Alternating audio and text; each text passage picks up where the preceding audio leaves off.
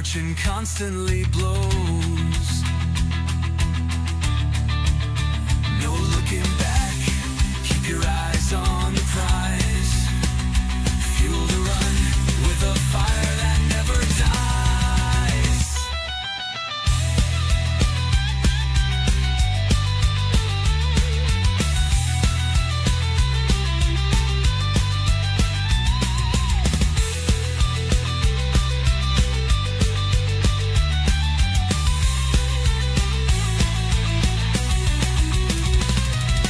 Hold on tight, the stage is set. Digging deep with no regrets. Red and green bars leading the way. Welcome to the angle, no time to delay.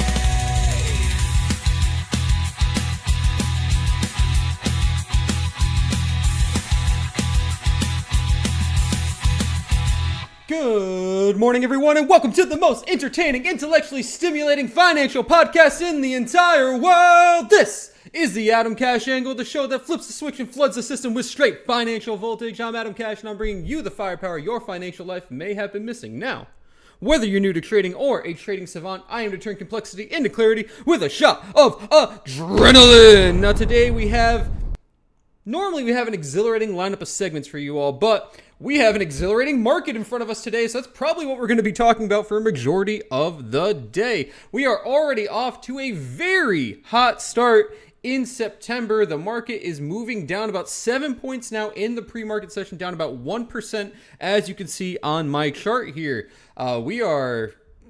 Not a great move over the Labor Day weekend. And if you were in our community over Exclusive Trading, I warned on Friday that it was looking like, and these are the daily candles here, so we'll eliminate some of my drawings here.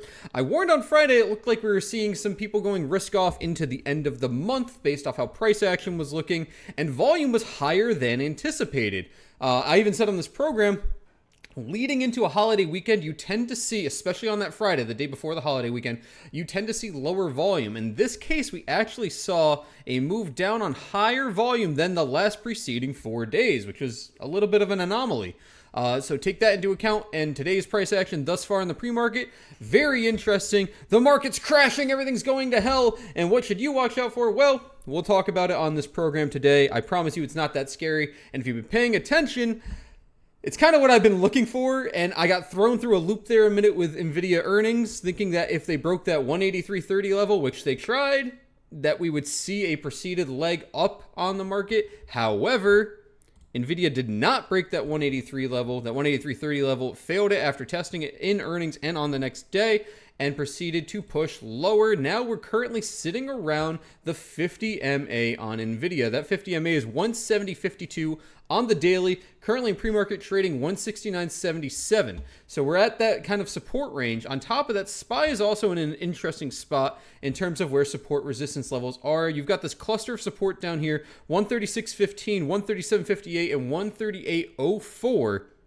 This general area is a good cluster of support here, so we're going to be watching this, especially right into the open. Now, on top of that, we also see volatility spiking on the market, which makes sense. Again, volatility and the market don't have that one-to-one relationship. They don't always move up at the same time, but they tend to move together, right? Volatility goes up, the market tends to go down, because volatility, and the VIX as a whole, is a measure of testing price agreement or disagreement. As the VIX expands, that means there's a further disagreement on price with SPX contracts. I talk about this a lot in this program because not a lot of people understand how VIX is calculated, and they just use it as a volatility measure, not really understanding why and what it means.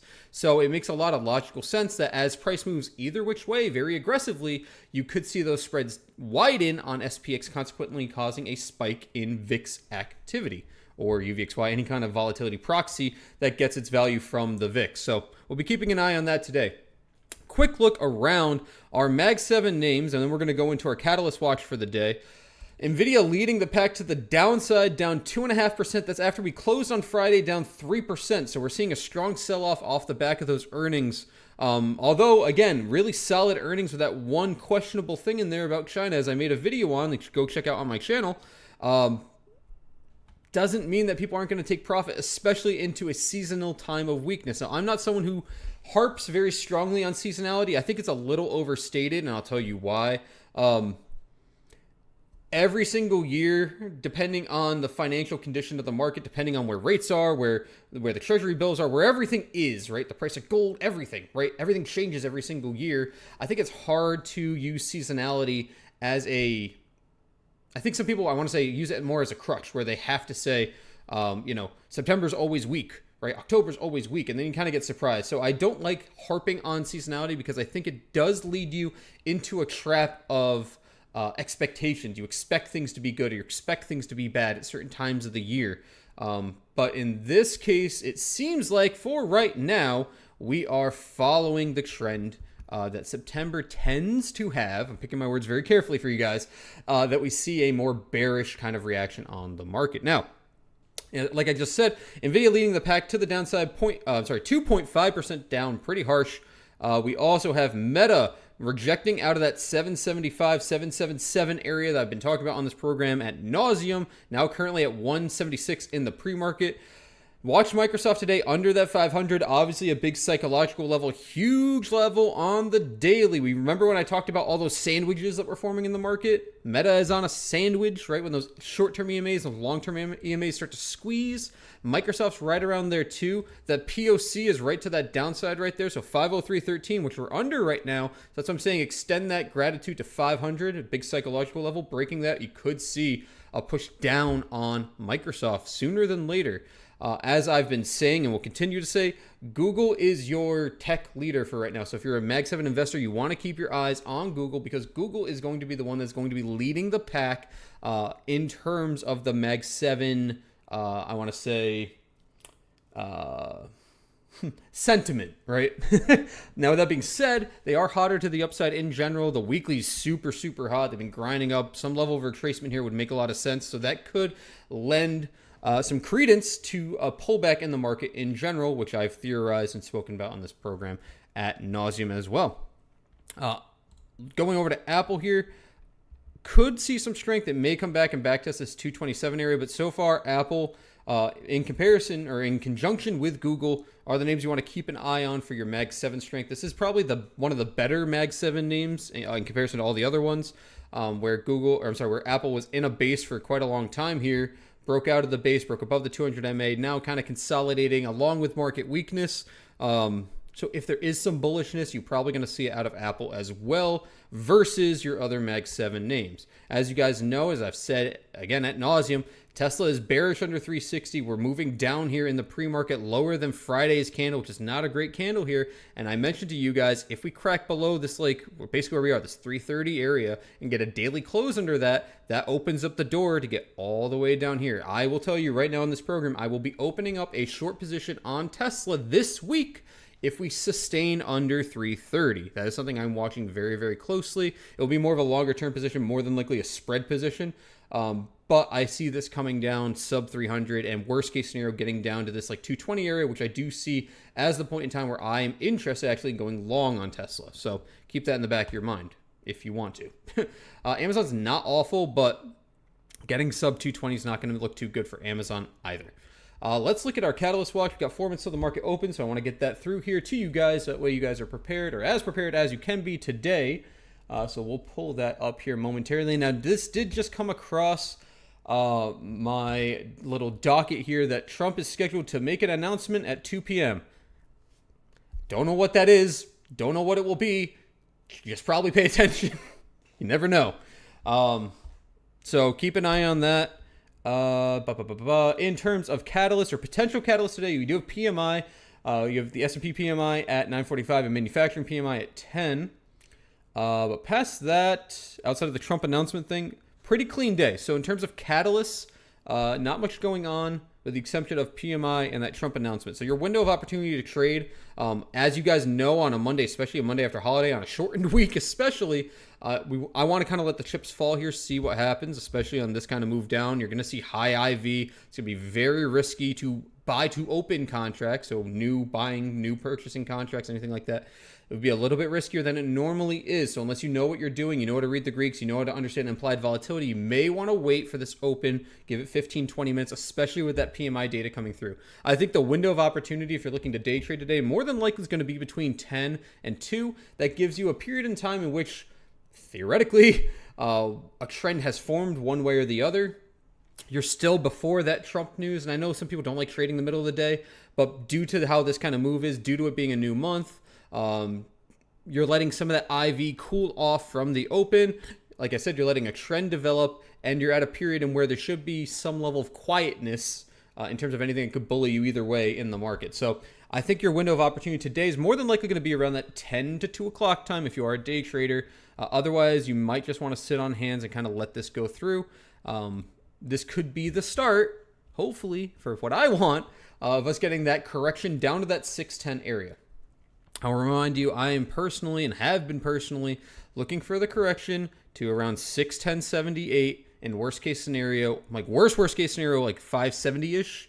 But realistically, between 610 and 580 is going to be where I'm looking for a correction on the overall market before legging up into the end of the year for a Santa rally into December. So again, that's medium-term time frame, right? I know it seems scary, and I'm not trying to preach bearishness, but if you've been watching the program, I've been saying this now, I don't know, for 2 weeks, that this is kind of what I'm theorizing, and I've been very cautious to be a bull in general because it seemed like we were running out of gas in the tank here. I would also remind you that bears like to take elevators and bulls take escalators. What does that mean? Bear moves tend to be sharp, quick, aggressive. Stop losses get taken out. You see 1 to 2 to 3% losses on the SPY in a day. Volatility goes up really quickly, and bull moves tend to be more like an escalator. They go up 0.5%, 1/4%, 0.5%, 1/4%, slowly climbing to the upside.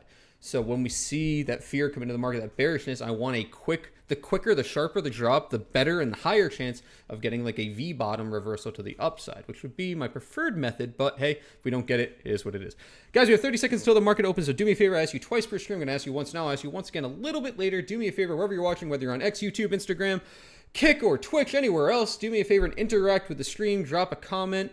Hit like, retweet, share, etc. Do whatever you can. I appreciate all of your eyeballs watching me on this beautiful Tuesday morning, and I'm here to help try to keep you as safe as I can from a potentially volatile market. So if you enjoy the show and you want to support the show, just interact some way. That's all I ask when I ask you for money, shekels, high fives. Just interact with the show. Give me some algorithmic love, and I appreciate your support for the program. If you haven't already, pop on over to YouTube. Once we hit 500 subscribers, this will be a daily show. So if you enjoy the content, do me a favor and subscribe over on YouTube if you haven't already. All right, market is now open. We are opening under that 637.58 LOI. Microsoft has broken 500 into the open, so we said we wanted to keep an eye on that as well. So we're getting a little bit of a stark sell-off here. Looking at our UVXY just on the side here, up 9% on UVXY from Friday's close. We'll keep an eye on VVIX and VIX as well. VIX up near 18, high of 1927 thus far. VVIX doesn't look like it's updated yet, so we'll roll back to that in a minute here. Watch this pre-market low here, 636.44, more than likely going to crack it. You're going to want to see bulls step in if you're bullish at 636.15. If this breaks, we will draw lower. We will draw another $2 lower. I know it seems a little overstated, but I don't underestimate a bear move, especially in this environment. We need a retracement. We need some level of a pullback. With that being said, I wouldn't chase either. Be calm, like I said, before the market even opened. Give this the first 15 minutes, 20 minutes, because I'm going to guess without even looking. We'll look in a second here. I'm going to guess without even looking. IV percentile is very high, and if you don't know what you're doing, especially if you're trading options, you can make a big boo-boo.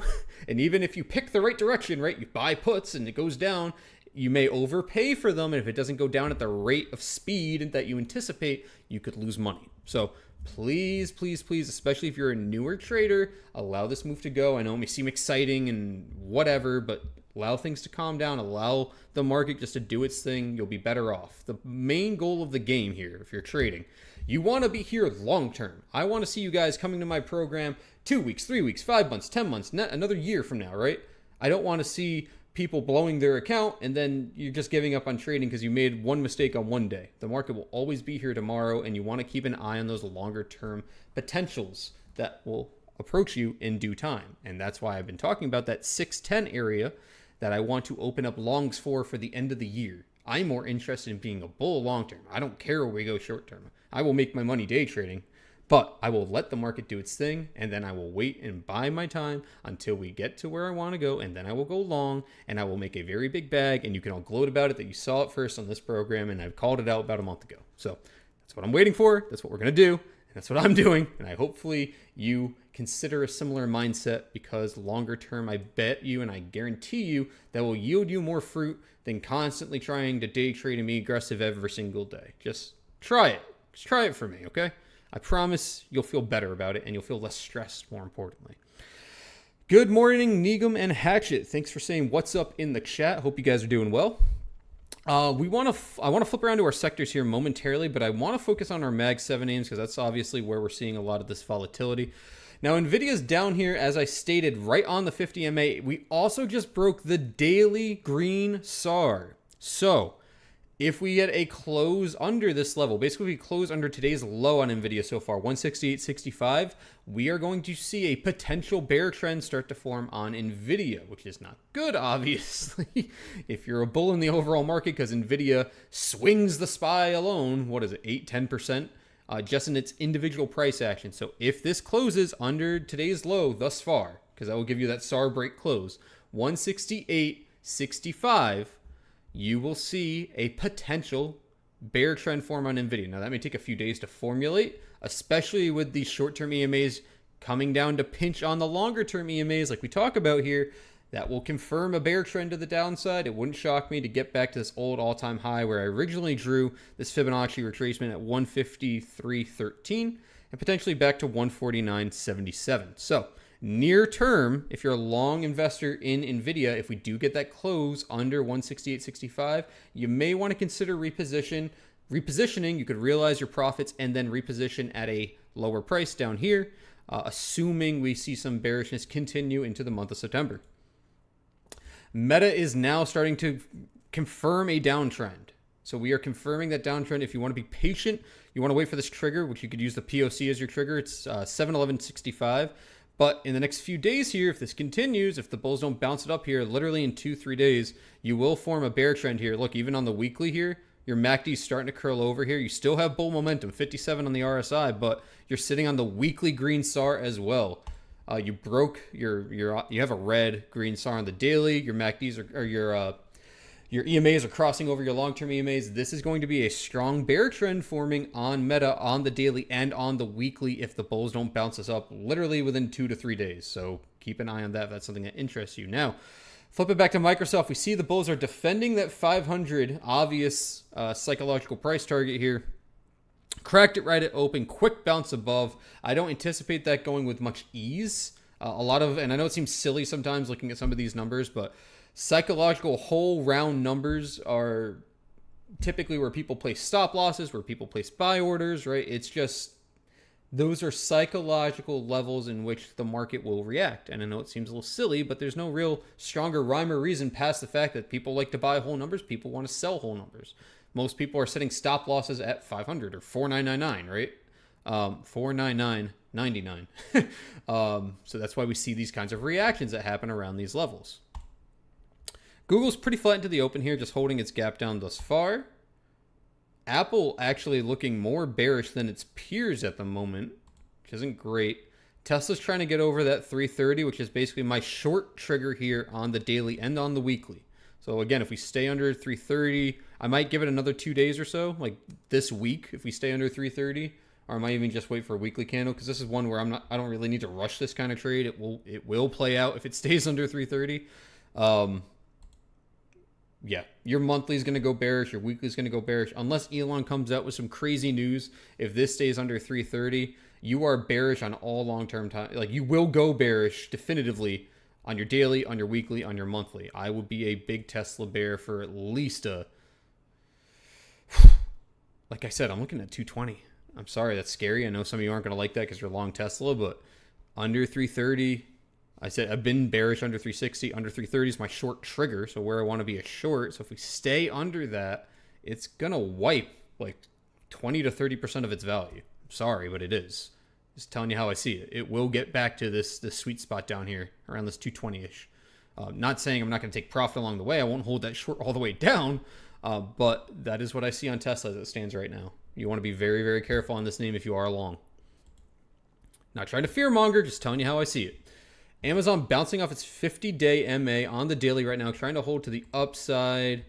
Gap down on the open, so gap further down, I should say, on the open. Now trying to get a little bit of a reversal here. The market as a whole tested that 636.15 as support, so we did break that pre-market low. Look at these nice wicks down here for the bulls. So we had 3 wicks on the 1 minute here and a nice little reversal here, good for about a point on the SPY. So we're going to see what happens up here. Don't forget, we do have data coming through at 9:45 and at 10 o'clock. So that could obviously impact some level of directionality here on the market. Now, if you're a bull on SPY, you're going to want to see us break the open, essentially over the 637.58 LOI on the SPY. If you don't see that, especially in the next few minutes here, then you can anticipate a lower low on the day. Let's take a look at our IV on contracts here. Wow, look at these contracts, up 600%. What a beauty. Yeah, you're rocking a 25-ish IV on your at-the-money 0-day contracts. Implied volatility, IV percentile is what I meant to say. Typically sitting around 1884, so we are in the higher percentile right now, meaning it is more expensive to purchase 0-day options right now on SPY or in general across all of its chains. So you are paying a premium right now, roughly about a 30% premium on IV alone. So if you don't anticipate that IV to extend further, which it can, I'm not saying it won't, but if you don't anticipate that as part of your trading strategy today, you should be very cautious purchasing any buy to open contracts on the market, as you will overpay for those contracts if it does not go in your favor. If you get any sort of chop, you will suffer IV crush plus your theta decay on a 0-day. So you want to be very, very mindful of that if you are someone who trades 0-day contracts. Q is getting a nice bump up here in the open, and IWM trying to get some level of rally here, rejecting around the 200 MA on the 1 minute. Let's look at our sectors here and see if we can find some strength in the poo-poo pile. And everything is red. Let's flip through them individually to see if we can find some level of a shining light here in the turd salad that is the market today. XLU pushing lower, down about 1%. Energy also down 0.61% from Friday's close. Consumer staples, the only thing that's holding almost green to stable across all of our sectors. This is interesting to me. So I like listing these 3 sectors up here for you guys so you understand where our defensive names are. Typically, your defensive names are your utilities, your energy, and your staples. Now, staples, for some reason recently, and that's debatable on how you look at the macro environment, whatever, staples have been moving a little weirder in comparison to their defensive peers, in comparison to utilities and energy. And days in which we're seeing utilities and energy green, we're actually seeing staples not moving necessarily green or not necessarily moving with the pack. As you can see, these two are pretty close together. Now, obviously, it's not 1-to-1, but typically your defensive names move together, and your growth names tend to move together as well. In this case, if we're just looking at tech. But I find it very peculiar that staples is actually relatively showing strength in comparison to every single sector today and is not suffering as much downside as the rest of the market as a whole. Now, if we go out here on the daily, and this is something I looked at over the weekend, look at your 200 MA here. So this dark blue line on my chart here on staples. Now, this could actually support a thesis of using a potential consumer staple hedge for the month of September. I hate using the word hedge because hedge tends to have people use the excuse of, well, it's a hedge, it can go to zero. Oh, it's supposed to go to zero.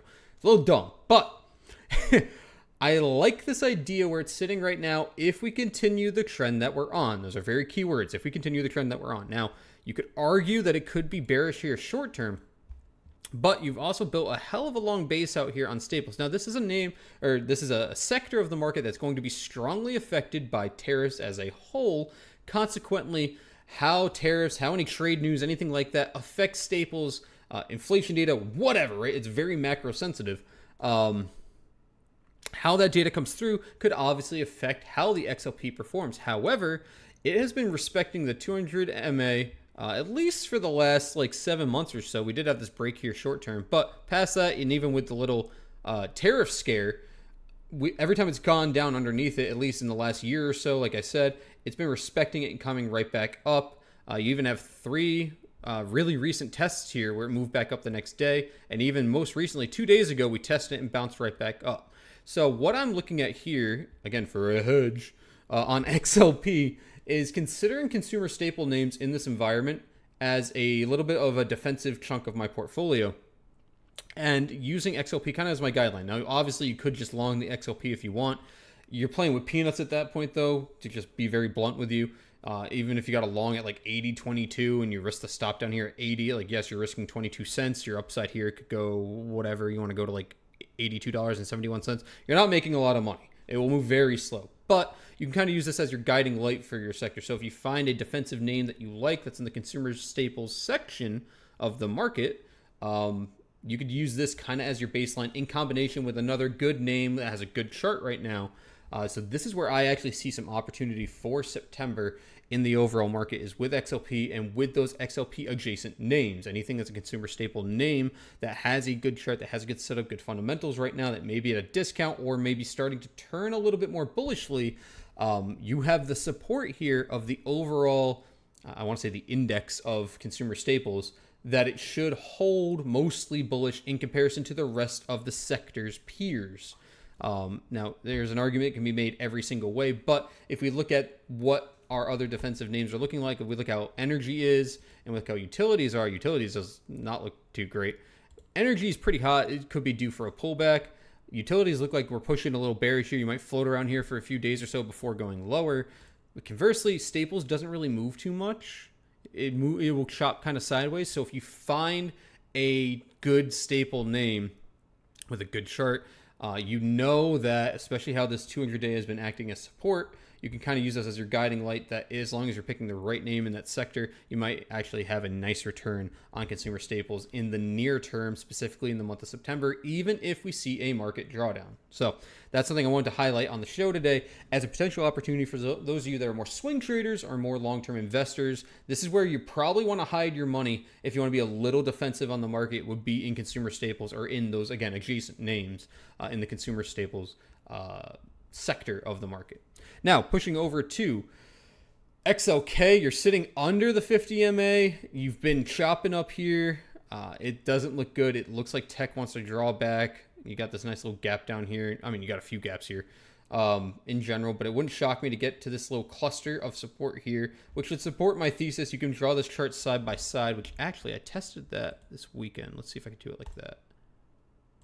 Okay, it just gives me a line. But you can draw it side by side with the SPY. Okay, that doesn't do what I want it to do. Never mind. Forget I did that. Go away. Now I can't get rid of this yellow line. Go away. All right. If you pull this chart next to the SPY, because I was flipping back and forth, you've got this obvious gap here around the same time in May, and then you have this other gap here in whatever that is, June or July, where it lines up pretty nicely to get that 610 pullback. That 610 pullback's right around here on XLK, around that 240 area. And that deeper pullback, right, if we go all the way to 570s, right around here, that 220-ish area on XLK. So this is a very similar chart. Makes a lot of sense. Tech is essentially 30% of the SPY right now. So if tech gets a drawback, the market's obviously going to pull a drawback as well. Now, if that boils over to the other sectors of the market, that's where we have to at least be conscientious of it. And that's why we're looking at all of our sectors right now. Real estate's iffy. You want to keep an eye on... Okay, I have a few statements about real estate I want to highlight to you guys. Keep an eye on builders, keep an eye on materials, keep an eye on lumber. Lumber's been going down. However, in times of higher inflation or in times of economic uncertainty, housing tends to hold its value. Now, I know it seems a little odd because in a certain realm, if we're seeing lumber prices drop, theoretically home prices also drop along with that. If we see rates go down, a selling environment tends to turn to more of a buying environment for the real estate market in general. What I'm looking at here with real estate specifically is the fact that there is more economic uncertainty. Real assets tend to hold their value in periods of economic uncertainty. Look at gold, for example. So actually, even though we may be short to longer term in a higher inflation environment, even if rates cut, I actually think, and even though home sales right now are like the lowest they've been in, I don't know how many years, 10, 15, 20 years, whatever they are, I actually think homes are going to still appreciate in value and hold their value, because even though there aren't people buying houses, that doesn't necessarily depreciate the value. Now, obviously, with everything in the market, it's only worth as much as someone's going to pay. Duh.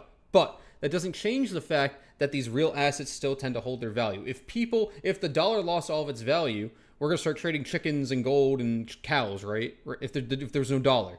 Well, doesn't this physical house still hold its value in some degree? It's just a matter of what you value it at. And that's where my head's at with real estate. So it's not that it's going to go down in value necessarily. I just think the market will thin out depending on where you are, because real estate's very sensitive to certain areas. I know around me it's a seller's market. I know many other areas in the United States right now it's a buyer's market. But depending on where you are and depending on just in general, I think many homes, even if we hit a recession, ironically, will actually hold more of their value than anticipated by a lot of people in the market. And if you guys disagree, feel free to sound off in the chat. But I'm pretty confident we're going to see real estate actually surprise a lot of people and hold their value as real assets continue to hold their value in times of uncertainty, especially if there's uncertainty around the dollar, and especially as we continue to see gold push to the upside, supporting the thesis of real assets continuing to hold their evaluation, at least in my opinion. Now, again, that is market sensitive for wherever you live, but it is something I want to highlight today to give you guys more of a macro feel. Now, I'm spending a lot of time going through these sectors because, like I said, we're like scary drop over the weekend, right? I want to give you guys a breakdown of where sectors are sitting right now and kind of give you more of a succinct idea of how to analyze the market in this current position that we're in versus just watching the intraday price action for now. Because I think it's very important to have these understandings. That way you can get your head on straight for whatever your trading strategy is. So I'm just trying to provide some context so that way you can take what I'm saying and apply it to your own trading as well for whatever your strategy may or may not be.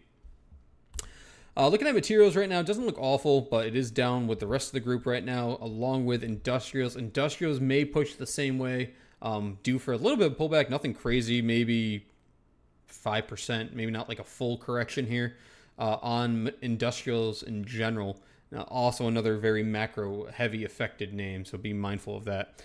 Healthcare has been an interesting one, and will continue to be an interesting one. And what's most interesting about healthcare after we had this little down push here, obviously a lot of people have been watching UNH as a whole, as one of the big XLV leaders. Obviously, Trump has been saying things about prescription drug prices and whatnot. So this one's in a period of sensitivity as well, where news can bully this one around. With that being said, you are looking at the daily chart here, pinching down. Again, another sandwich, as I like to call them, with the 200 MA and your short-term EMAs. I would be very wary on healthcare names in the interim, in the near term, because this one's really one that could go either way, in my opinion. I see a bull case and I see a bear case for healthcare stocks as a whole. Again, generalized whole.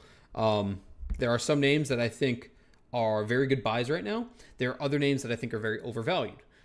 It really depends on what you're looking at, what your strategy is, if you're buying a fundamentals, technicals, etc. There are some gems in the rough here with XLV. There are some overpriced names as well. So depending on which way this pushes and which way you're positioned, you could have a very happy day in the near term or a very bad one. So if you are exposed to healthcare, you do want to at least take that under consideration as we head into what could be a month of weakness where we see the overall market correct roughly 10%, at least that what I'm personally forecasting, because XLV is in this area in which it could go either which way. So that's something you want to be mindful of as an investor. Now, financials is a little iffy to me. I was actually pretty bullish on financials for the last week or two, and we've been pushing up. Today, not a great look. This one's going to be interesting to see how financials reacts, especially as the Fed doesn't cut, etc. Whatever drama happens with the Fed this month, seeing how banks react as a whole will be something of interest, at least to me, and seeing how the sector reacts as a whole. Now, I am in general bullish on the financial sector still at this point. I announced I was roughly bullish around 52, so we're still okay here. I will be able, and I will be very open to flipping bearish if we see the XLF flip under 52. So that's kind of like my bull bear line here, and that's also supported by where the POC is, 52.33. So I'm giving a little bit more rope under 52. If you go under 52, I can see financials being part of that pullback, unfortunately, for the SPY. If it sustains above, then it actually might be some of the strength and stability that you could look into, even if we see a pullback on the general market, or more importantly on tech, which is seeming like what we're seeing from the overnight session, or I should say from the weekend session. Consumer discretionary, again, this is like your Tesla, Amazon. You guys know how I feel about those names, so take that with what you will with the XLY. And I don't really talk much about XLC. To be honest with you, I don't really follow it too frequently or too closely with comm services. I don't have much of an opinion. It's okay. It doesn't look bullish. It doesn't look bearish. It just kind of looks like it's going to ride the trend of the rest of the general market, in my opinion. But comm services is not something I personally pay much attention to. That's just me. You do you. Anyway, let's pop back to the market here. Looks like we got a nice little break here. Now we're testing the 200 MA. We pushed up after that PMI data at 9:45. Now, again, we do have data again at 10. And we broke through our 2 LOIs here. Now we're testing that 200 MA on the 1 minute here, which, let me see, has not been tested at all, even in the pre-market session. So I would anticipate a reaction to the downside here. Let's see if our IV has cooled at all. IV is still pretty elevated. It was 24.5-ish when I looked last. It's still 23. So the market's still anticipating a harsher move either which way here with higher IV. Now, if we do overshoot this, I would look for a short-term pop to 639.85. But depending on how that news rolls out at 10 o'clock, more than likely anticipating a continued push to the downside here. This is the kind of move I don't like as a bull. If we were bearish or we open bearish, I don't love this move as a bull because you're pushing up here where the 200 MA is, where we had some level of consolidation here. If you really want to be a bull today, you need to break over this LOI here, this 639.85. I mean, even if you look at the pre-market session here, and you can see it in real time, this area served as a period of consolidation here where we tapped it once, twice, 3 times, 4 times before breaking to the downside. So this was a key area in the pre-market trading. Before getting a tumble fall to the downside, tumble fall, whatever, to the downside. So as a bull, I don't like this move until we break over this level and continue to the upside. As a bear, this is an area which I would personally look to short. I would also look to short here at 639.85, anticipating the rejection to the downside. Now, with that being said, again, considering it's not Monday, it's Tuesday, but it's the first trading day of the week. Big gap down overnight. I don't want to rush anything, especially with higher IV. And volatility still pretty hot to the upside now. We got that VVIX update now over 100. So 106 tends to spell wide swings for volatility as well, with our VIX sustaining over an 18 VIX right now. Has been selling off since the open. VIX has been coming down, but as a whole, you're not out of the woods here. You have your UVXY sitting under 200 MA on the 1 minute as well. So a little bit of an obvious correlation here with where SPY is sitting. So if you were looking to take a short, now would be the time, in my opinion. And again, I would only look to long if we broke 639.85 with some gusto. That is what I would keep my eyes on into this kind of open. I kind of want to short it, but I'm probably not going to have a fun time doing that because it's probably not going to move the way I want to. Plus, we have news in 5 minutes. So I'd rather miss this bus at all. And now that I'm saying this, IV has dropped another like 0.5%. So that's actually a quick drop in the last like 2 minutes or so since I last looked. So IV could be decaying here. You're going to want to keep a tight eye on that if you are buying to open contracts in today's trading session. Let's flip over to our Mag 7 names real quick. NVIDIA getting a little bit of a push up here. Looking like it's rejecting that. This is something I want to say for you guys that are trading NVIDIA specifically.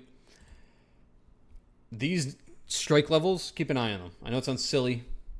You may not necessarily have an area of support resistance there, but especially a name that is so heavily traded and has so much. Let's look at the OI on these 172.5s. Where's my OI? Open interest. So you've got 19,000 and 8,000. So you've got almost 30,000 OI between both put and call side on the 172.5 chain for this week on NVIDIA. That's going to cause big swings either which way. Because obviously as we break, or maybe not obviously if you don't know, as we break these strike levels, market makers have to hedge. It's called delta hedging. They have to hedge for these options potentially expiring in the money.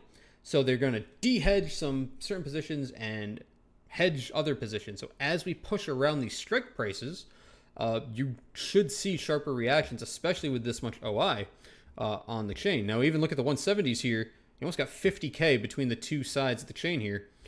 So that's what we saw. Where's 170? 170 here on NVIDIA, and had a sharp move up, mostly probably, and I shouldn't say mostly. Let me say partially in due to the help of hedging, because it is a shorter week. We're already on Tuesday, and those are a lot of contracts looking to expire. So consequently, market makers are going to look to hedge probably a little bit more aggressively than usual, especially with how the market's sitting right now, where volatility is sitting. I would anticipate hedging behaviors by market makers to remain delta neutral, to be a little bit more aggressive than they otherwise may be. So you're going to want to watch those strike prices specifically on NVIDIA. And obviously, that same theory can boil over to all your Mag 7 names. Every time you pass a strike, you should get some level of reaction, especially on a shortened week, and especially after a sharp move down, where even at the open, we got a hedge again. So you should see a lot of movement today, which makes a lot of sense with where the VIX is sitting. Okay, there's 2 minutes until 10 o'clock. If this PMI data comes out and we're still sub the 639.85, I'll probably look to grab some 640 puts for tomorrow on the SPY, or 639 puts. Be a little bit defensive because I'll be at the money, and I'll buy tomorrow's contracts to kind of de-risk some of the IV risk that we could see off of the market. I normally, like I said, I would have taken a short here. It's just I would rather be safe than sorry. If 10 o'clock rolls around and we get a death candle and I miss it, it is what it is. I'm not going to cry about it. I'll just be happy that I was still right regardless. Can't be mad when you're right. Even if you didn't make money, you know you made the right decision. It's all that matters. Let's see. Where is UVXY in the daily? All right, so what I'd look for today. Watch your high on VIX to break if we do see a low a day sweep and getting over that 2030 level. Conversely, if you want to equate that on your UVXY, I would look to see 1375 and 14. So really like your 13.5s and your 14s. Looking at those levels on the day, high a day is 1328. So similar to the VIX, that's probably a similar measured move there. We're looking at like 1375. If we get a break over that level, and we get a break over the 2030 on the VIX, plus we sweep the low a day, then we're going to sell off for a good majority of the day until that like Trump announcement. So there's your guardrails for the day. We'll see what happens here in a minute or two. But especially after this move here, if we stay sub 639.85, we will sweep the low a day. And volatility, if it breaks those two parameters, we're more than likely going to continue a trend to the downside. So we'll see here. All right, 10 o'clock coming up to tap that LOI. Let's see what happens, folks. I'm going to get ready on those puts for tomorrow. I'll pull them up here on screen. I'll look at the 639s.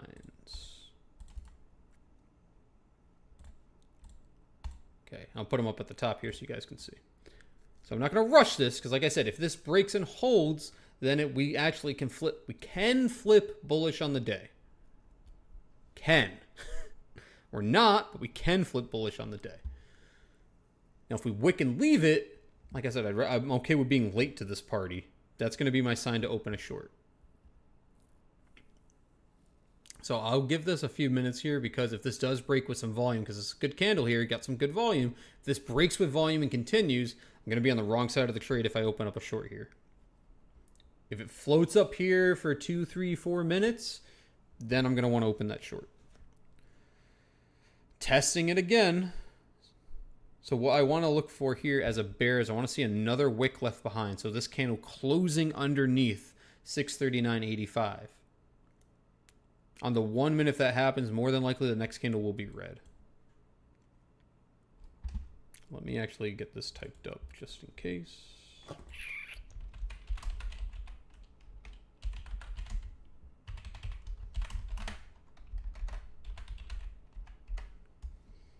So even if I'm on a delay, you guys at least know that I'm looking at the 639 puts for tomorrow. And you guys know when I'm going to pull the trigger here. Okay, we closed under again. So we wicked above, we closed under. So this is more than likely going to continue to the downside. Good managed risk here. I'm long at 210. So I'm long the 639 puts at 210.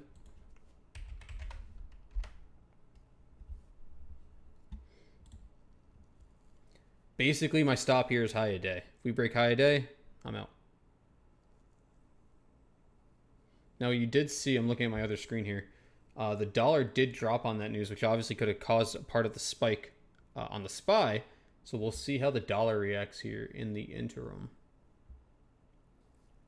But I am long the 639 puts for tomorrow at 210. Pretty tight risk here, like I said.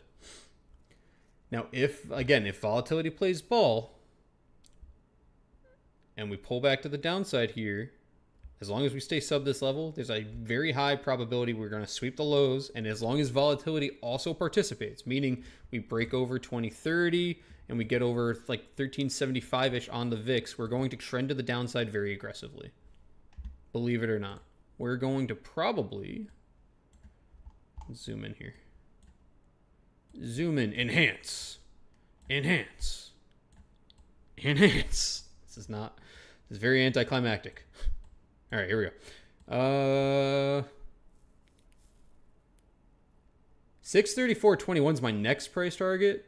I actually think you have a strong chance. So getting down to these lows here. So the low of this candle, 633.81. The low of this candle, 632.95. My stretch target would be the 50 MA, would be like super stretch. That's all the way at 630.65, but 631.54. We're talking another 7-8 points on the day. If volatility plays ball, that's the key part. Volatility has to be over those levels that I stated. 2030 on the VIX, 1375-ish on UVXY, because that will show that short term, your spot VIX is higher, and I like using UVXY as like my mixed short-term VIX with a little bit of longer term in there. And also, obviously, UVXY, since it's an ETF, has options. So you're going to push some of that options hedging as well, just like you would with all your other names we just talked about. You would see a reaction here as well, which could be greater or smaller than how the VIX moves. So that'll be interesting to see. We're testing the AEMA here, currently defending it with a green SAR here, breaking the green SAR. Watch your 200 MA as your trigger for downside. My first take profit point is going to be this range here, 638.04 to 637.58. If momentum is there, I'll wait till 637.07 to take profit. Guys, that's going to be a $2 fall from this point. So that's going to put me in the money by $2. So I'd be at full intrinsic value at that point. That'd be pretty rad. Delta on these is 47 cents, so roughly about a 50% gain I would see at my first take profit point if we get all the way down to 637.07. But like I said, I'm anticipating as long as we don't make a new high a day, that's why this is a really good risk to reward trade here, that we sweep the lows. Believe it or not. Toby says, the good old 2030 VIX. Yes, sir. The good old 2030 VIX. All right, we're up a little bit on these puts, but not rushing anything here. Let's let it do its thing. That's why I said you want to look at tomorrow's contracts, because if this does go against me, which is possible, like I said, I'm risking the high day here. This could go against me. I want to have a little more buffer. The IV on these contracts is sequentially much lower. It's 16%, so there's a very low chance of me getting some IV decay here. I mean, I will get some if it just kind of chops sideways, but my chance of getting IV decayed is very considerably lower. All right, up around 240 here per contract. So roughly 14-15% gain so far. Like I said, you're going to want to watch the 200 MA as a trigger. I might take some off, like I say in our community, depending how we react on the trigger. That's typically my first point to take profit, depending how it reacts. A trigger point, if you ever hear me say trigger, is one of two things. It's typically an area of support or resistance, so you will get some level of a bounce. In this case, bulls will try to step in, which you're kind of seeing a little early here. But when that level breaks, there tends to be a quick move to the downside or the upside, depending on where trigger is. So in this case, first defense here, kind of a double bottom, tweezer bottom on these kinds of wicks left behind for now. We'll see if that substantiates or if that holds in the next few minutes here. Because again, we're only on the 1 minute. I look at the 1 minute on this program quite a bit. For a lot of people, it's overwhelming. For me, I want to get as much information as possible and kind of like distill it down to longer term time frames, and that's why you'll see me flip between the 5, the 3, the 2. But I like the 1 minute because it's giving me as much information as quickly as possible without going like crack addict mode and doing the 5 second or the 1 second. The only time you may ever see me use a 5 second chart is if we're in the last 10 minutes of the day and I'm trading a 0 day, which isn't too frequent, but it does happen. All right, how's our VIX? So your trigger on the VIX, you could use 1830 here. You also have 1808. So you had a cluster of support here, 1775, 1808, 1830 here in the middle of that right now, which is interesting because they're lining up with where SPY's trigger is to the downside. So we're seeing these levels line up. That makes sense. You're seeing a level of potential resistance here on the VIX, and you're seeing a level of support on the SPY. Now, when one breaks, they both will go together, theoretically. UVXY trying to push up here. You're going to watch 1298 on UVXY. Watch NVIDIA 170, pretty easy. We just talked about that earlier. 200 MA is just north of that, and you saw a nice little wick there off the 200 MA. That's again north of the of 170. So if you see that 170 break, this could be enough juice here to fire the SPY to the downside, get you a new low a day on NVIDIA as well. Meta is actually acting pretty defensively thus far, so a little surprising. We'll see if that can sustain in the near term here. Microsoft as well, a little, it's shaky to me right now, but overall in the day, acting defensive after you broke that 500. Quick bid back up. We'll see if we close under 500 today. That'll be very interesting to me. Google just kind of chopping out the gate here, nothing too crazy there. Apple looking like it needs a little bit of a cool down as well. Tesla hugging that 331.89 LOI.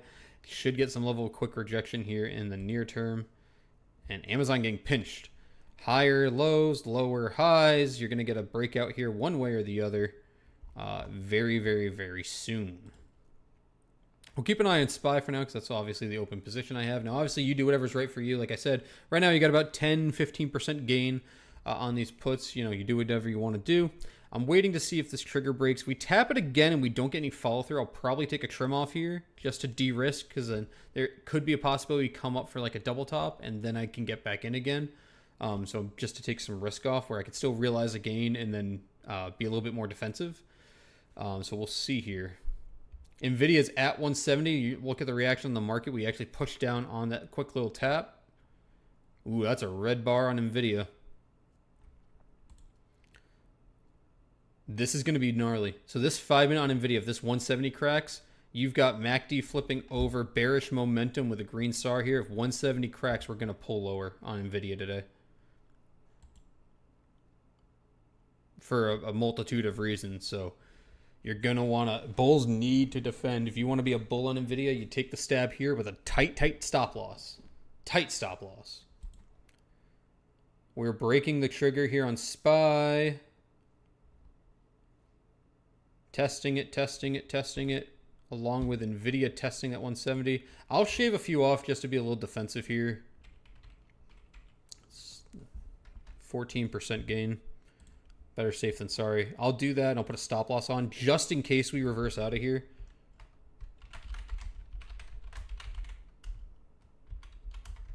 That way I'm rather safe than sorry. Because now, as I like to tell you guys, I'd rather realize a gain, and B, I'd rather be defensive because in this scenario, like I said, there is a chance that the bulls defend the trigger point. We push up here and we get kind of like a double top look.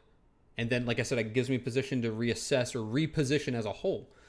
I still think we're going to push lower here, but you're at a point where bulls have to step in on NVIDIA or it's going to dive lower. So I'd rather be safe than sorry. I've got a stop loss on now. I realized about a 14% gain on those puts. I still have a position and I have a stop loss. So either way, it's a win-win-win all around. I'm not going to have a loss. And if the bulls do reverse it here, which are trying to put in a little bit of defense here, I can at least reposition and I actually might get cheaper contracts. So it's not all bad. But you saw 1, 2, 3, 4, 5, basically 5 full minutes here of defense by the bulls, trying to protect this 200 MA, trying to protect this trigger level, as they're also trying to protect 170 on NVIDIA. A lot of moving pieces right now. VIX is at the 1808 support resistance level as well. So a lot going on. Let me be abundantly clear. Setting that stop loss isn't me feeling like it is a lower probability trade. It's me saying there is a chance this pushes higher. If and when it pushes higher, I think I can get my contracts the same position, even cheaper than I have it right now. Plus, I get to realize a gain. So it's really a win-win. What I'm looking for here again is if we push higher, I would look for an entry. What's the low day on these?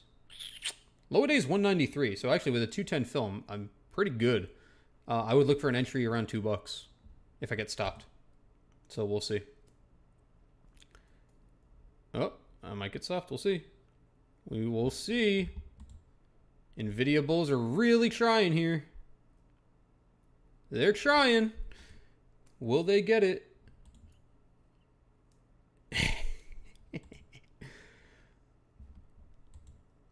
Oh, it's shaky. It's shaky. VIX rejected the 1808 so far. Volatility, UVXY also rejected. VVIX is cooling a little bit. You do have this red star here as well. So again, if we break that red star, it could lead some credence to a continued upside move here. So it's good that I have that stop loss in place, which might get triggered here in a second. Oh, it's close.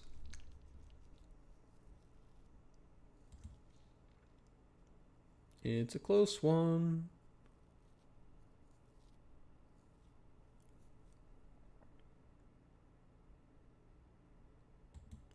This just feels sketchy. Like looking at it, this just feels like it's going to get a big old red candle. Like it does not seem... Wow, IWM's actually... I haven't looked at IWM for a while.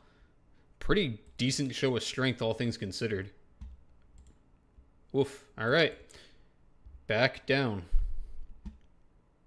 Back down to the trigger. Break the trigger on this. Let's go. Crack it. Just like that. Went all the way to my entry and back down to where I took profit.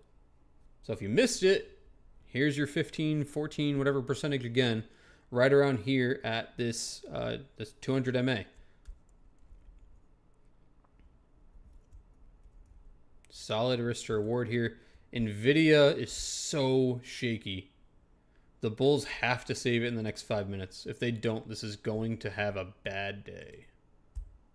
If the bulls don't save it and we break the lows on the daily, that opens up the door to like 157.75, 158 even, or not even, a little bit more happier, 158. That's near term. Iffy. As you can see, there's a reason why I also stayed away from the 0 days here. Because if I got a 0 day, now granted, I got in up here, so I probably would have been able to trim out like 20-30% here pretty safely. But I'd be kind of sweating bullets here, getting chopped up a bit. Actually, let's see if those 0 day contracts, what the IV on those is. All right, so they're 20 now. So we've lost, and that's a big jump, just so you guys understand. 4-5% on IV, especially on a 0 day, is a big drop. Now, what I will say, if we do see a hard drop here, you're going to see this number get all the way probably to 30. That's going to get hot. You're at the money IV on 0 day contracts. Here we go. We're getting the break. NVIDIA didn't even break 170 yet, and SPY's starting to break to the downside. New low out of this low price range here. Again, I'm targeting this general area here, and ideally 637.07. Very, very short term. So like before I close out the show, essentially. That's where I'm looking for these 3 areas. Here, here, and here. And then again, I will remind you, just so you guys understand my trade plan here, if volatility plays ball, which VIX is starting to, we broke over 1808. If volatility plays ball, you will break low a day. You will see a 7-point drop from high a day. You can rewind this and see if I'm right. Again, that's only if volatility plays vol. That's the VIX being over 2030. That's UVXY being over 1375. And really, you should see the VVIX go up on that as well. I'd say VVIX north of 110. So with those parameters, you will see the SPY fall $7 from high a day, conservatively, today. There's me fear-mongering. So that gives you 630, what's that, 633 roughly? If you're taking from the high a day, if I have 639 contracts, that's $6 intrinsic value alone, which would mean I would have at least a 200% gain on those puts just on intrinsic value alone. So that's why I say when I look for, especially in this environment, really solid risk to reward trades, that's the kind of like quick math I'm thinking in my head before I open a trade of like, how much could this be worth? How much could I make on this trade if my theory is correct? And what am I risking? In this case, like I said, I was risking high a day. And in this case, I'm already green on it and I got stop loss on. There's no loss here. So the risk is good. Bulls are not wanting to let NVIDIA drop 170. We're still in that 5-minute window. You got 2 minutes left here on that 5-minute window that I gave you for NVIDIA. So they could defend it. Did just break the red SAR and SPY. So for a continued downside move here on the SPY, I think it's looking like the bulls, unless we get just a red candle here out of the blue, but it's looking like the bulls are going to defend 170. So I'm actually going to anticipate getting stopped out of my SPY contracts short term. And I'm going to anticipate we're going to float just shy under this LOI before continuing to the downside. I'm going to be happy if I'm wrong, but just trying to read both sides of the coin here. I do anticipate us to float a little higher here, just under that LOI, at least short term here. It's going to let your MACD cool off. It's going to let you resolve this this little downtrend, get a little pop here, a little bearish cool down before getting like a full leg sweep of the market to the downside. Bullish momentum, kind of right now, 54 on the RSI, relatively neutral, but leaning more bullish. But again, that depends. If NVIDIA can hold it together, like I said, for the next 5 minutes, you got 1 minute left here on the 5-minute candle. Kind of changes things a bit. That's why I'm saying I'm anticipating decent chance of getting stopped out of my position here on the SPY. Just flipping around real quick to everything else. Microsoft somehow is pushing to a new high a day. Google at the top of its very tiny range. Apple's also somehow holding the highs. Tesla a little bit north of the LOI, but nothing too crazy there.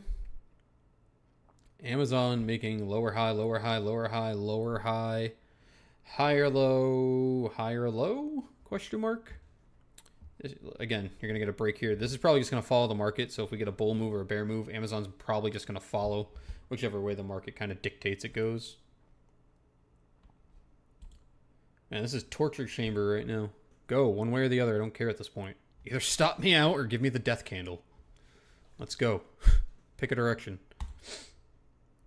NVIDIA pushed higher, left behind a wick. So this is a period of liquidity. This is where a lot of liquid is in the market today, apparently on NVIDIA.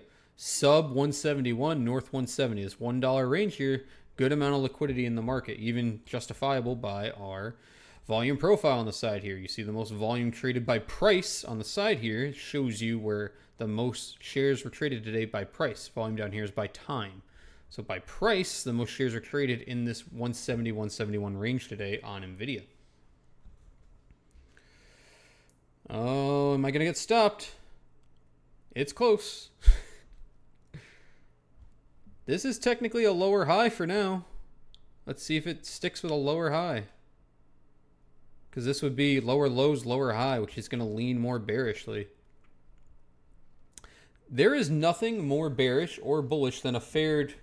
Okay, how do I say this? There's nothing more bullish than a failed bear move, and there's nothing more bearish than a failed bull move. When one of the other sides of the coin, in this case like a bull or a bear, gets the ability to push things their way and they just fumble it, the other side takes it and runs with it. Just like you would with a football game or a soccer game or whatever kind of game, when the other player doesn't show enough teeth or whatever and you're being more aggressive, the other side resolves. So in this case, this is the opportunity, again, for the bulls to push it here. And my stop got triggered. It's the opportunity for the bulls to push it here. And if they don't push it, it's going to fire down. So I'm currently out of my position, but I'm going to look to reposition. So we'll see here if we sweep. Again, in theory, we should get just shy of 640, I think.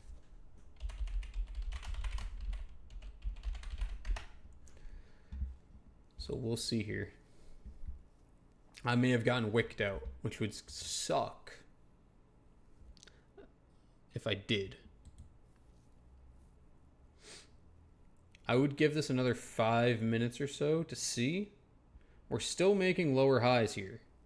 So this high on this candle is 639.52.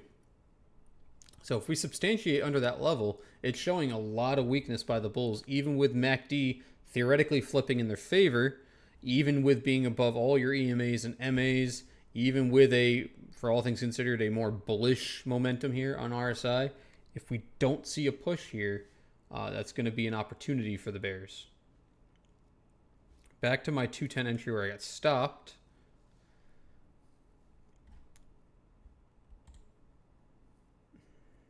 Ooh, it's iffy. Iffy, iffy, iffy.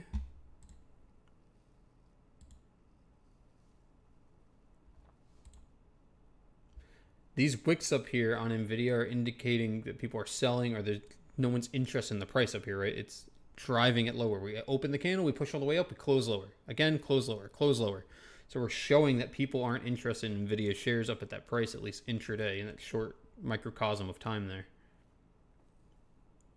I'm going to be patient on this. I could miss the move.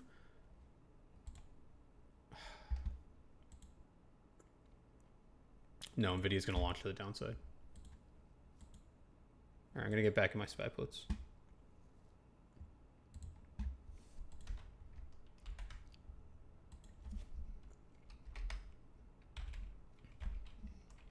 All right, I'm back in my SPY puts with a 225 average. And I'm actually going to put my money where my mouth is.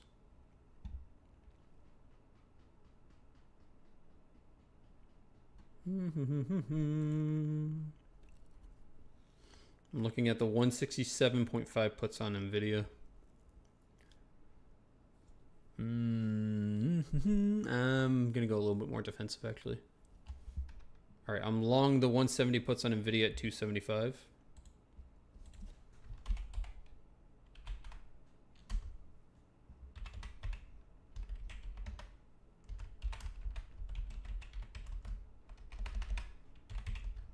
Sorry, I'm typing this out right now.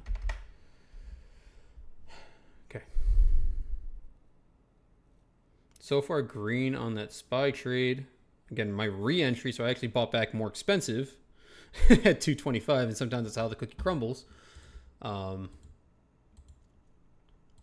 so far, so good.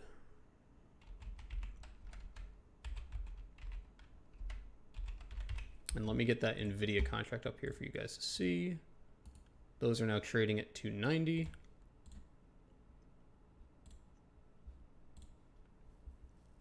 Broke the trigger on SPY. We should see that drive down that I've been waiting for here now. NVIDIA has now broken 170, so we should see a low a day push on NVIDIA here as well. This is like last chance for bulls, but this 5 minute looks gnarly, like it's going to sweep lower, so I'm willing to be patient on the NVIDIA play. Obviously, these two are going to move together a bit, but we're seeing volatility start to play ball as well. This 1830 level breaks, you got nothing but air here on the VIX up to 2030. Well, you're going to want to watch open, so 1929, but you got nothing but air here on the VIX. So volatility is ready to mark up. UVXY getting north of 1298 is ready to mark up again around 75 cents or so. So it looks like volatility is willing to play ball with me here. So it's looking like we're going to see a bear sweep. Believe it or not, I know we gapped down, I know. But don't fear the Reaper. Alright, let me take a few off here on SPY just to de-risk some. It's going to be a 20% gain.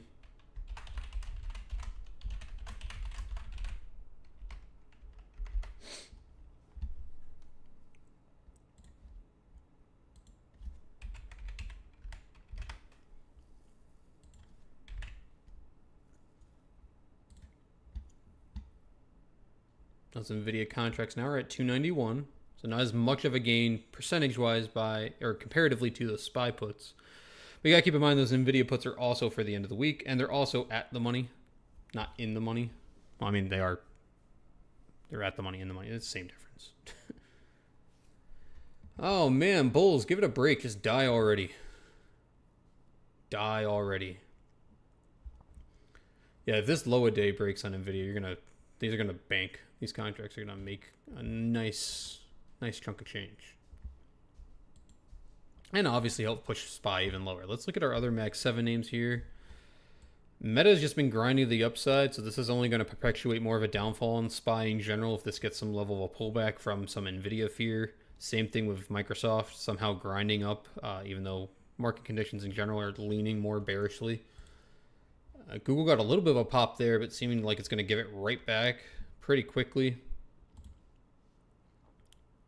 Amazon is still doing lower highs here and higher lows still. Tesla, just waiting for that 330 close. Close under 330. You're getting there. You are getting there. Yeah. Watch volume here on NVIDIA under 170 and at the low a day. This is going to be you're going to have a violent push to the downside if volume steps in. Now, to understand delta hedging, it doesn't necessarily happen immediately. Like, oh, we just passed 170, you're going to buy back and forth, back and forth. No, once there is a higher probability of those contracts going in the money or out the money is when you see hedging occur. So it tends to be, $1 or $2 or whatever move past it. In this case, like earlier today, let's look at the 1 minute here. When we broke 170, you could probably argue somewhere around here, or like at 171. Some level of delta hedging could have happened there to push it to the upside. Same thing here. You're not going to see market makers delta hedge when it's at 170 to push some contracts in or out of the money. It needs to push, pretty definitively one way or the other here. Okay, nice little SPY candle here. Ding dong. Hello. NVIDIA really didn't catch any of that. I mean, got a little bit of it. Who is the driver of that? Meta got a push. Little baby push on Microsoft. I'm not seeing like a big name got a big push off that. Like a Mag 7 name. I mean, they all kind of pushed to the upside there, but nothing too crazy. Interesting. So I'll see if the high of this range breaks again. If it does, then I'll close out my SPY puts, which I've already realized a 20% gain on some. So at this point, if I close them out again north or around that 210 area, I'll still realize a gain on those, so it won't be the end of the world. Because again, there's still a probability that we get up here and reject. So I'm going to wait and see. Unless we got news that I missed. And again, the NVIDIA puts I'm not as worried about. There's more time on them. They're at the money. It'll be okay.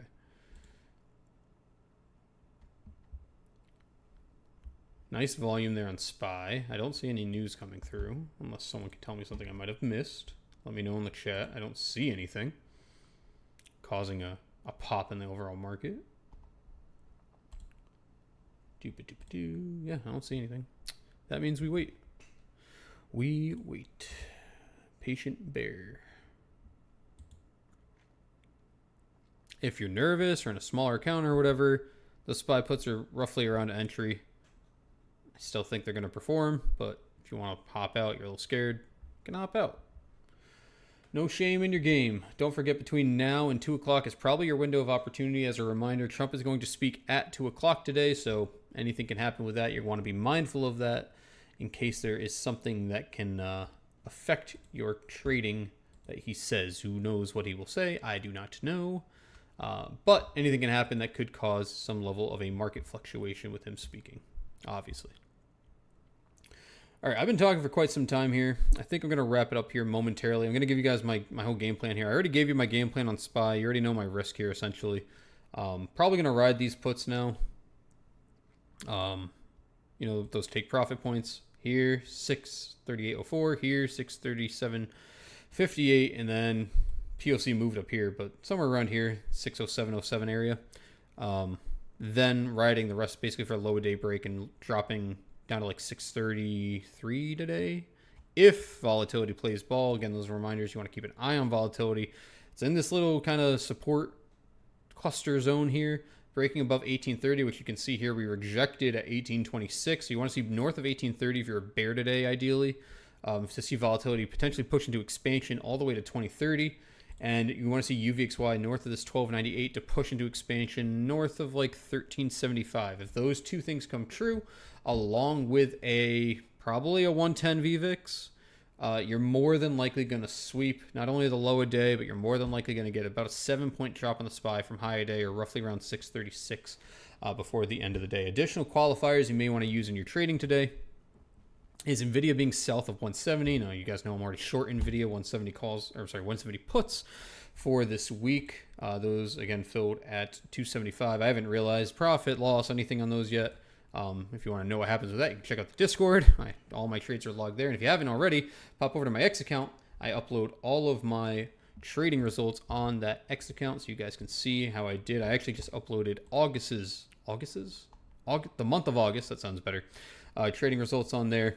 I alerted 73 trades, 63 of which were gains or wins, an 87% success rate, and an average return of 48%. That's even including all the losses averaged into the average return. So it's not just adding up average returns and dividing. That's including all losses in with that average return. Every trade I alert has had an average return of 48%, including losses. You can see my top 20 trades there as well. Best trade last month was with a 468% gain on SPY. Pretty cool.